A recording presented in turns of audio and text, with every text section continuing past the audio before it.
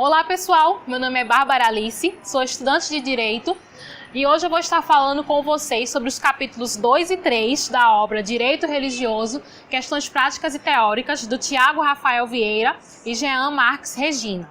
Se você quiser acompanhar o vídeo em que falo sobre o capítulo 1 e o prefácio dessa obra aqui, você pode estar dando uma olhadinha no link que deixarei aqui em cima, na descrição do vídeo.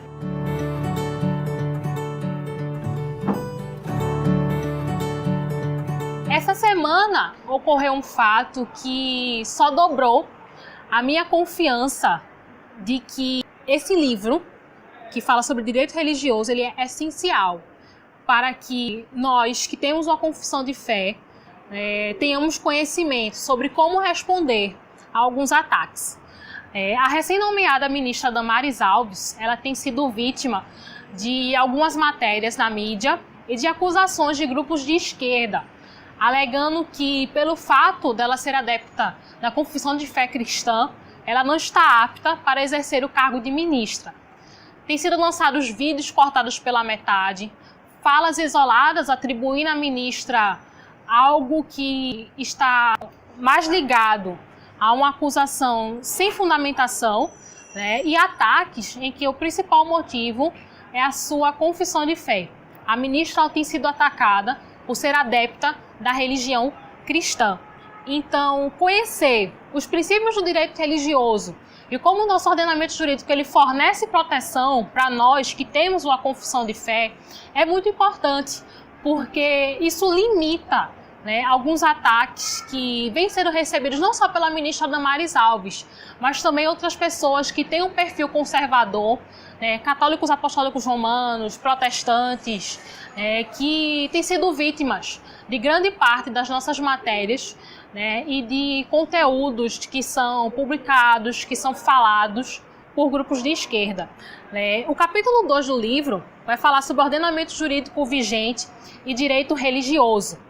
Ele vai explicar qual é a natureza jurídica da igreja e das organizações religiosas, vai falar sobre a vedação ao embaraço, que é o meio que a lei protege a igreja de qualquer impedimento ao seu funcionamento e constituição. E também ele vai trazer uma relação de direitos que foram construídos a nível internacional, declarações que são oficializadas e reconhecidas pelo Brasil, em que as legislações de cada país elas se uniram para garantir a liberdade religiosa. Entende-se que o sentimento religioso ele não é só importante para a constituição de grandes civilizações, mas ele também é importante para a manutenção dessas civilizações. Como foi falado no vídeo anterior, no capítulo 1, que cita a motivação religiosa como a principal base na construção da nossa Constituição e de outras legislações, essa mesma motivação ela é essencial para que uma sociedade ela se mantenha de forma saudável. O capítulo ele fala sobre alguns direitos fundamentais que as igrejas e organizações religiosas possuem e simplesmente os líderes religiosos e os fiéis eles simplesmente não sabem que são portadores desse direito. Questões que envolvem, por exemplo, a imunidade tributária das igrejas. Tem municípios que colocam o alvará como uma condição primária para que assim a igreja possa gozar na imunidade. Isso contraria o que está na lei, porque a imunidade tributária ela é um princípio constitucional e está ligado à motivação da igreja, da organização religiosa. O fim último da organização religiosa é cuidar das coisas que não são dessa terra, coisas que transcendem, numa visão cristã, as coisas do céu. Então, tendo em vista o seu fim último ser um fim transcendental, a igreja ela não tem que estar pagando determinados impostos para as instituições que cuidam das coisas aqui dessa terra.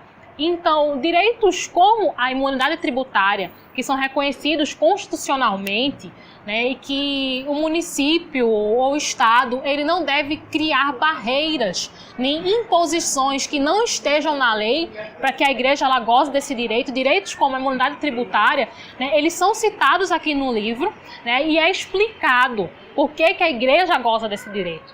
Esse é um ponto muito importante, que qualquer religioso ele tem que ter ciência né? É preciso que ele saiba disso, para que ele possa proteger a instituição que ele faz parte e para que o líder religioso ele possa bem administrar a organização religiosa ao qual ele está liderando.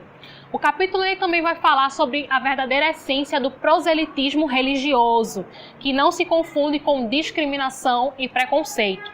O proselitismo religioso é o direito que a organização religiosa tem de falar da sua fé para o público, né? Falar com o fim de convencer as pessoas a serem adeptas da sua fé. O proselitismo religioso ele é protegido por lei, ele é uma garantia legal que os adeptos de uma confissão de fé eles podem fazer uso disso, contanto que seja feito de forma equilibrada e que não ultrapasse o direito de outra pessoa. Muitas vezes se pega o termo proselitismo religioso e se dá uma conotação negativa. É como se não tivéssemos o direito de falar da nossa fé na ala pública, né? Que na visão protestante, por exemplo, isso tem o nome de evangelismo. Quando nós falamos da nossa fé para o público, né, nós estamos evangelizando. Esse ato ele é protegido por lei e ele não pode ser definido como discriminação ou como preconceito, contanto que seja feito de forma equilibrada. E é exatamente sobre como exercer esse direito e por que o proselitismo religioso é um direito que nós veremos o conteúdo desse capítulo 2, né? E um outro ponto muito legal do capítulo 2 é o direito que os pais ou responsáveis têm de criar os seus filhos com base na sua confissão de fé. A narrativa marxista, ela incentiva muito que o ensino, tanto nas escolas quanto o ensino privado, seja feito de uma forma desligada de qualquer crença religiosa. Que o ensino ele seja feito similar à crença ateia, né? Não pode haver nenhuma influência religiosa no ensino. Você não pode ensinar com base em nenhuma confissão de fé. Como se não bastasse, né, esse equívoco na narrativa marxista, eles também incentivam, né, que a educação, tanto domiciliar quanto a educação escolar, eles sejam feitas apenas em um viés, que é o viés socialista, né, o viés do marxismo cultural. Então, os pais, eles têm, por lei, não só na Constituição, mas no Estatuto da Criança e do Adolescente, o direito de educar os seus filhos com base na sua confissão de fé. A narrativa marxista ela fala que não existe neutralidade axiológica, mas quando vai fazer uso do ensino, eles só ensinam apenas em uma perspectiva e querem que os pais, querem que as famílias sigam essa mesma linha de pensamento. Isso contraria o que está na nossa legislação, né? E as bases para que você bem exerça esse direito e tenha conhecimento do porquê você tem esse direito garantido por lei, você vai poder encontrar no capítulo 2 dessa obra, né? Podendo bater de frente, né? Refutar diretamente a narrativa marxista, que se propõe não só a disseminar um ensino que seja ateu, mas também se propõe a combater o cristianismo, uma vez que quando se fala de assuntos como a tradição católica apostólica romana, a influência da igreja protestante na construção das civilizações, eles falam de uma forma equivocada, né? Disseminando mentiras, como, por exemplo, dizendo que João Calvino falou que só iria para o céu quem fosse bem-sucedido aqui na Terra. João Calvino nunca disse isso. João Calvino disse que nós não podemos nos apoiar na nossa condição de pobreza como justificativa para não trabalhar.